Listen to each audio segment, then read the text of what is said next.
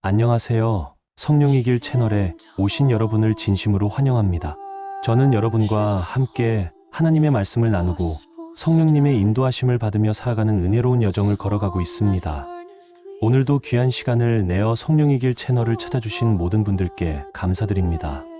혹시 아직 구독을 하지 않으신 분들이 계시다면 지금 바로 구독 버튼을 눌러주시고 알림 설정까지 해주시면 새로운 말씀이 업로드될 때마다 가장 먼저 만나보실 수 있습니다.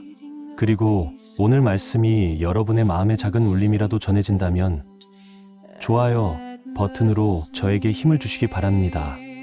다니엘서 1장 9절이 화면에 나타남. 오늘 우리가 함께 나눌 주제는 저에게 다니엘 같은 믿음과 용기를 주시는 하나님의 은혜입니다. 혹시 여러분은 어떤 순간에 이런 기도를 드려보신 적이 있으신가요? 하나님, 저에게도 다니엘과 같은 흔들리지 않는 믿음을 주세요. 어떤 상황에서도 타협하지 않는 용기를 주세요. 다니엘, 그는 어린 나이에 고국을 떠나 바벨론이라는 이방 땅으로 끌려갔습니다. 자신의 의지와는 상관없이 말입니다. 그곳에서 그는 자신의 믿음을 포기하든지 아니면 생명의 위험을 감수하고라도 하나님께 신실함을 지키든지 선택해야 하는 순간들을 맞이했습니다. 우리도 마찬가지입니다. 오늘날 우리가 살아가는 이 세상도 어떤 면에서는 다니엘이 살았던 바벨론과 다르지 않습니다. 세상의 가치관과 하나님의 말씀이 충돌할 때 우리는 선택해야 합니다. 타협할 것인가 아니면 끝까지 신실함을 지킬 것인가. 첫 번째 포인트, 다니엘의 결심. 다니엘서 1장 8절 말씀. 다니엘은 뜻을 정하여 왕의 음식과 그가 마시는 포도주로 자기를 더럽히지 아니하리라 하고 자기를 더럽히지 아니하도록 환관장에게 구하니. 다니엘서 1장 8절. 여기서 주목해야 할 단어가 있습니다. 뜻을 정하여라는 표현입니다. 히브리어 원문으로는 시암벨리바브인데 이는 마음에 두다, 결심하다라는 의미입니다. 다니엘은 바벨론 궁전에 끌려오자마자 즉흥적으로 결정한 것이 아니라 깊이 생각하고 기도한 후에 확고한 결심을 한 것입니다. 사랑하는 성도 여러분, 우리는 어떻습니까? 세상의 유혹 앞에서, 불의한 제안 앞에서 신앙의 양심과 현실적 이익이 충돌하는 순간에 우리는 어떤 선택을 하고 있습니까? 다니엘이 왕의 음식을 거부한 것은 단순히 음식의 문제가 아니었습니다. 그 음식들은 우상에게 제사드린 것들이었고 그것을 먹는다는 것은 바벨론의 신들을 인정하고 하나님을 배반하는 행위였습니다. 다니엘에게는 작은 타협처럼 보일 수 있었던 그 순간이 실제로는 그의 평생 신앙의 방향을 결정하는 중요한 기로였던 것입니다. 여러분, 우리 삶에도 이런 순간들이 있지 않습니까? 직장에서 부정한 일에 동참하라는 압력을 받을 때 이 정도는 괜찮지 않을까 하는 생각이 들 때가 있습니다. 학교에서 친구들이 하는 일에 함께하지 않으면 따돌림 당할 것 같은 두려움이 있을 때 한 번쯤은 하는 마음이 생깁니다. 하지만 다니엘은 달랐습니다. 그는 하나님 앞에서 자신의 정체성을 분명히 했습니다. 두 번째 포인트, 지혜로운 대안 제시. 다니엘서 1장 11절부터 13절 말씀. 다니엘이 환관장이 자기와 하나냐와 미사엘과 아사랴를 위하여 세운 감독에게 이르되 청하건대 당신의 종들을 열흘 동안 시험하여 채소만 주어 먹게 하고 물만 주어 마시게 하신 후에 우리의 얼굴과 왕의 음식을 먹는 소년들의 얼굴을 당신이 보아보시고 보이는 대로 당신의 종들에게 처분하소서 하매. 다니엘서 1장 11절부터 13절. 여기서 우리는 다니엘의 놀라운 지혜를 봅니다. 그는 단순히 싫다고 거부하지 않았습니다. 대신 대안을 제시했습니다. 그것도 상대방이 수용할 수 있는 합리적이고 검증 가능한 대안을 말입니다. 이것이 바로 우리가 배워야 할 믿음의 지혜입니다. 신앙인으로서 원칙을 지키되 지혜롭게 소통하고 대안을 제시하는 것 말입니다. 예를 들어 직장에서 부정한 일을 하라는 지시를 받았을 때 무작정 거부하기보다는 더 나은 방법을 제안할 수 있습니다.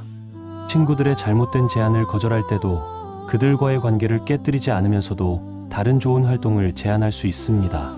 세 번째 포인트, 하나님의 도우심. 다니엘서 1장 9절 말씀. 하나님이 다니엘로 하여금 환관장에게 은혜와 긍휼을 얻게 하신지라. 다니엘서 1장 9절 말씀. 사랑하는 성도 여러분, 여기서 우리가 놓치지 말아야 할 중요한 진리가 있습니다. 다니엘이 용기 있게 결심하고 지혜롭게 행동했을 때 하나님께서 함께 하셨다는 것입니다. 하나님은 다니엘로 하여금 환관장에게 은혜와 긍휼을 얻게 하셨습니다. 이것은 다니엘의 노력만으로 된 것이 아닙니다. 하나님의 초자연적인 개입이었습니다. 우리가 하나님의 뜻대로 살려고 결심할 때, 우리가 원칙을 지키려고 애쓸 때 하나님께서는 우리와 함께 하십니다. 때로는 우리가 예상하지 못한 방법으로, 때로는 기적 같은 방법으로 길을 열어주십니다. 다니엘서 1장 15절부터 16절 말씀. 열흘 후에 그들의 얼굴이 더욱 아름답고 살이 더욱 윤택하여 왕의 음식을 먹는 모든 소년보다 나아 보인지라. 이러므로 감독이 그들에게 배정된 음식과 마실 포도주를 제하고 채소를 주니라. 다니엘서 1장 15절부터 16절 말씀. 놀라운 결과가 나타났습니다. 하나님께서는 다니엘과 그의 친구들을 통해 당신의 능력을 보여주셨습니다. 왕의 진미를 먹은 다른 소년들보다 오히려 더 건강하고 아름다운 모습이 되게 하신 것입니다. 여러분, 이것이 바로 하나님의 방식입니다.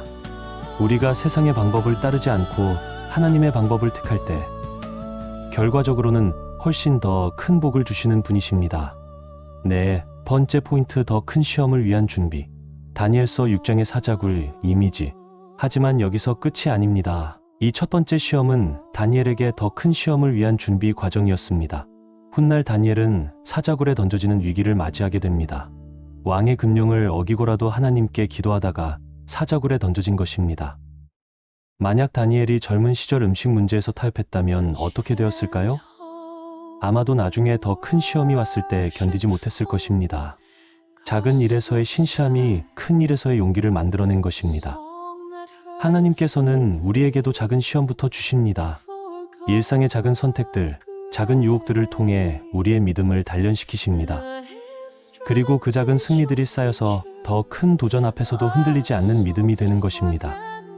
현대적 적용, 우리의 바벨론. 사랑하는 성도 여러분, 우리가 살고 있는 이 시대도 다니엘의 바벨론과 다르지 않습니다. 직장에서는 성과를 위해 양심을 포기하라고 합니다. 학교에서는 남들처럼 살지 않으면 도태된다고 합니다. SNS는 끊임없이 비교와 허영을 부추깁니다. 소비 문화는 물질적 만족이 행복이라고 속삭입니다. 하지만 우리에게는 다니엘과 같은 선택의 기회가 매일 주어집니다. 월요일 아침, 직장에서 부정직한 일을 하라는 지시를 받을 때, 이것이 우리의 왕의 음식입니다. 친구들이 하나님을 조롱하는 이야기를 할 때 동조하지 않는 것, 이것이 우리의 채소와 물입니다. 어려운 상황에서도 하나님께 기도하며 의지하는 것, 이것이 우리의 정한 때의 기도입니다. 다니엘의 비결 일관된 신앙생활. 다니엘서 6장 10절 말씀. 다니엘이 이 조서에 왕의 도장이 찍힌 것을 알고도 자기 집에 돌아가서는 입방에 올라가 예루살렘으로 향한 창문을 열고 전에 하던 대로 하루 3번씩 무릎을 꿇고 기도하며 그의 하나님께 감사하니라. 다니엘서 6장 10절 말씀. 전에 하던 대로, 이 한 구절이 다니엘의 모든 것을 말해줍니다. 그는 위기가 닥쳤을 때 갑자기 기도를 시작한 것이 아닙니다. 평소에 하던 대로 일관되게 꾸준히 하나님과의 관계를 유지했던 것입니다. 여러분, 이것이 바로 우리가 배워야 할 가장 중요한 교훈입니다. 위기 상황에서의 용기는 하루아침에 생기지 않습니다. 평상시에 꾸준한 신앙 훈련이 위기의 순간에 흔들리지 않는 믿음으로 나타나는 것입니다. 다니엘은 매일 3번씩 기도했습니다. 아침, 점심, 저녁 바쁜 궁정 생활 속에서도, 높은 지위에 올라가서도, 어떤 상황에서도 이 원칙만은 지켰습니다. 5번째 포인트, 하나님의 신실하심. 이튿날 새벽에 왕이 일어나 급히 사자굴로 가서 다니엘에게 부르짖어 이르되, 다니엘이 왕에게 대답하되, 왕이여 원하건대 왕은 만세수를 하옵소서. 나의 하나님이 이미 그의 천사를 보내어 사자들의 입을 봉하셨으므로 사자들이 나를 상해하지 못하였사오니 이는 나의 무죄함이 그 앞에 명백함이요.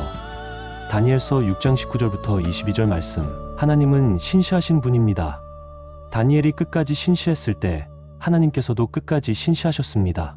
사자들의 입을 봉하시고 다니엘을 보호하셨습니다. 그런데 여기서 우리가 놓치지 말아야 할 것이 있습니다. 다니엘은 하나님이 자신을 구원해 주실 것을 미리 알고 기도한 것이 아닙니다. 설사 사자굴에서 죽을지라도 하나님께 신실하겠다는 마음으로 기도한 것입니다. 진정한 믿음의 용기. 다니엘서 3장 17절부터 18절 말씀. 새 친구들의 고백. 다니엘의 새 친구들이 풀무불 앞에서 한 고백을 기억하십니까? 왕이여, 우리가 섬기는 우리 하나님이 우리를 맹렬히 타는 풀무불 가운데에서 능히 건져내시겠고 왕의 손에서도 건져내시리이다. 그렇게 하지 아니하실지라도 왕이여, 우리가 왕의 신들을 섬기지도 아니하고 왕이 세우신 금 신상에게 절하지도 아니할 줄을 아옵소서. 다니엘서 3장 17절부터 18절 말씀. 그렇게 하지 아니하실지라도 이것이 진정한 믿음입니다. 하나님이 기적을 행하셔서 구원해 주실 것을 믿지만 설사 그렇게 하지 않으실지라도 끝까지 신실하겠다는 믿음입니다. 사랑하는 성도 여러분, 우리의 믿음은 어떻습니까? 하나님께서 우리의 기도를 들어주시고 우리가 원하는 대로 해주실 때만 신실한 믿음을 갖고 있는 것은 아닙니까? 진정한 믿음의 용기는 결과를 하나님께 맡기고 옳은 일을 행하는 것입니다. 우리에게 주시는 하나님의 은혜. 그런데 감사한 것은 우리에게는 다니엘보다 훨씬 더 큰 은혜가 주어졌다는 것입니다. 다니엘은 장차 오실 메시아를 기다리며 살았지만 우리는 이미 오신 예수 그리스도를 통해 구원받은 하나님의 자녀들입니다.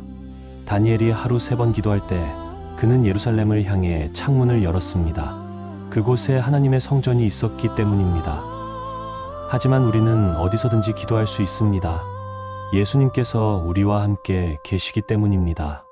다니엘은 혼자서 믿음을 지켜나가야 했지만 우리에게는 성령님이 계십니다.